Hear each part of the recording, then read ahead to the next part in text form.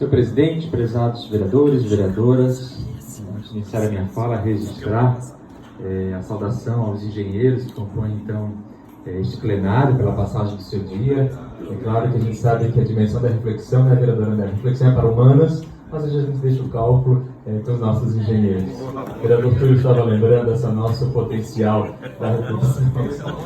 Bom, senhores e senhoras, eu inicio tenho 3 assuntos que me trazem à tribuna no dia de hoje. Primeiro, é impossível não deixar de registrar a edição do último domingo da Feira da Freguesia, com horário estendido de Natal. Eu registro toda a equipe da Fundação de Cultura e Turismo, conversando com os expositores da feira, como nós temos a necessidade de avançar na política pública de incentivo à cultura no campo também do artesanato. O artesanato hoje, uma das dimensões tão fortes que tem sido ali um momento de reforço para o emprego e renda de muitas famílias. Então, como momentos como esses são fundamentais para a economia criativa, para a economia local, para a dimensão de fortalecimento da nossa identidade cultural. Então, diante de todos os desafios, é que deixar o registro a esta ação que fortaleceu milhares de pessoas, não só da cidade de São José, mas também aqueles que circulam e têm uma oportunidade de movimentar a economia através do artesanato. Ontem, dia 10 de dezembro, nós celebramos o Dia Mundial dos Direitos Humanos. Em tempos que têm sido tão difíceis, e não é um privilégio, e essa não é nem a expressão mais correta, mas é uma característica exclusiva do Brasil.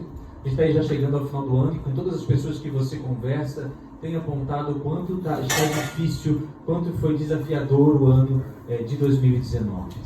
Mas aqui é preciso registrar, dentro desses desafios, como nós tem sido potencializado pelo mundo afora, e não é característica, repito, do nosso país, o desrespeito e a agressão ao próximo. A dimensão de direitos humanos, que tem sido tão criticada por diversas teorias pelo país, pelo mundo afora, acaba muitas vezes não percebendo que quando falamos deles, estamos falando da dignidade humana para todos. Para todos. Direitos humanos não é exclusão, não é privilégio de ninguém, mas é natural que ela coloque no centro do debate aqueles que mais estão com a sua dignidade violada. Seja por situações de guerra, situações de miséria, situações de exclusão, situações de agressão. Não é por menos que nessa data nós precisamos lembrar o aumento da violência contra a mulher, que é uma afronta direta à dimensão dos direitos humanos. E cada vez mais o risco que tem acometido a nossa sociedade é porque tais situações têm passado por todos nós, e nós não estamos separados deste fato. As situações de violação da dignidade humana têm se tornado naturalizadas para todos nós. E isto é muito grave.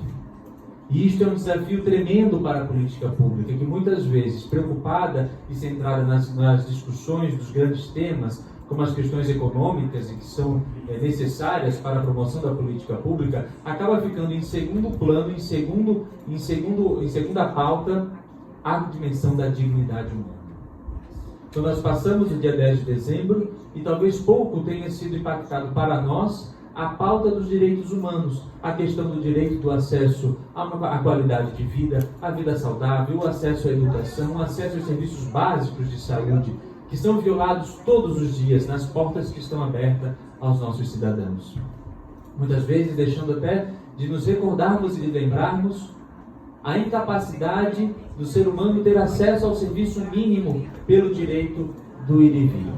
Então, senhores e senhoras, que o Dia Universal dos Direitos Humanos, chegando na conclusão desse ano de 2019, possa nos provocar para 2020 construirmos situações diferenciadas, situações que nos permitam sermos agentes de promoção desta mesma dignidade humana. Eu não vou nem elencar temas específicos, porque em tempos tão difíceis de polarização dos debates, de polarização dos encontros, quando a gente levanta um tópico, vereadora Cristina, o outro que às vezes não tem a mesma leitura, não tem nem a capacidade de compreender por que você está falando aquilo. Mesmo que não concorde, porque não é obrigatório concordar. Mas o mínimo que a sociedade está em débito é o respeitar o que o outro pensa. Imagina respeitar o conjunto cultural, o conjunto dos hábitos do outro. Isso tem sido cada vez mais complicado. Bom, nós faltam apenas 5 minutos e nós estamos chegando a essa, praticamente a nossa penúltima sessão. Como bem já lembrou o vereador Nardi dias atrás, é provável não retornaremos numa nova rodada de utilizar a tribuna, e a gente acaba fazendo um pequeno balanço daquilo que tem sido, ou aquilo que foi, o trabalho legislativo no ano de 2019. Quero destacar com maior intensidade, porque muitas vezes as pessoas estão lá fora e nem imaginam a forma e a dinâmica como o parlamento se organiza. E vários de nós temos atribuições que fazem a dimensão administrativa do trâmite parlamentar, sejam as questões da mesa diretora ou nós parlamentares distribuídos nas nossas comissões. Acabamos tendo atribuições que nos tomam muito tempo e até mesmo a dimensão da estrutura da nossa equipe de trabalho. Como faço parte da Comissão de Constituição e Justiça, apenas esse ano foram quase 60 projetos que receberam o parecer ou que nós ficamos imbuídos de preparar os relatórios finais, as avaliações, as análises para encaminhar ao plenário. 60 projetos que estavam com esse vereador. Imagina com todos os colegas, com todos os trabalhos em cada comissão, então a nossa alta produção legislativa, a qual nós tivemos nesse ano de 2019. Eu faço esse destaque porque isso tem sido muito difícil explicar para as pessoas que estão lá fora. Eles imaginam que o nosso trabalho está muitas vezes voltado para outras questões que também são extremamente importantes, que envolvem as demandas das comunidades, as necessidades básicas de cada comunidade. Mas estas que não aparecem, estas que não viram notícia, estas que não ganham destaque nos diálogos, estão diretamente relacionadas à nossa função básica do parlamento, a nossa função básica de zelar pela técnica e pelo trâmite legislativo. Faço essa partilha com os senhores e senhoras porque quando a gente olha para trás, às vezes a gente acha, poxa, eu desejaria ter produzido muito mais em prol da cidade. É claro que sim. Com certeza nós iremos encerrar o nosso mandato, sempre teremos esse desejo de entregar e de produzir muito mais. Porém, quando a gente olha para tarefas que vão tomando o nosso tempo e que vão passando paralelamente aos desejos da sociedade, é importante se destacar também a responsabilidade do vereador nessas funções. É claro que nós tivemos a oportunidade de estar em inúmeros encontros, em inúmeros locais, participar de diversos debates com temas múltiplos da cidade de São José. Mas encerro este ano sabendo que fiz o melhor que pude, ou fiz o melhor possível naquilo ao qual estava inserido, seja qual for o contexto, para de alguma forma contribuir para deixar o mundo um pouquinho melhor. E este mundo melhor ele inicia na nossa cidade de São José. Ele inicia aqui, na ponta, nos nossos bairros, nas nossas comunidades.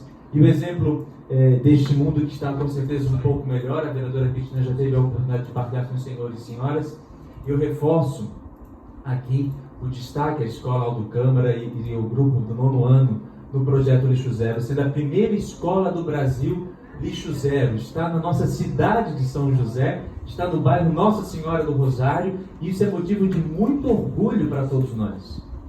Isso é motivo para a cidade de São José celebrar e destacar, porque o desenvolvimento sustentável, que tem como um dos seus pilares estratégicos a dimensão da ecologia, é destaque e é prática numa escola na cidade de São José, com todo o destino correto, com toda a partilha. Boa parte do que era produzido, dos resíduos produzidos hoje, são encaminhados para uma cooperativa, dando sustentabilidade, retornando em recurso para cerca de 40 famílias.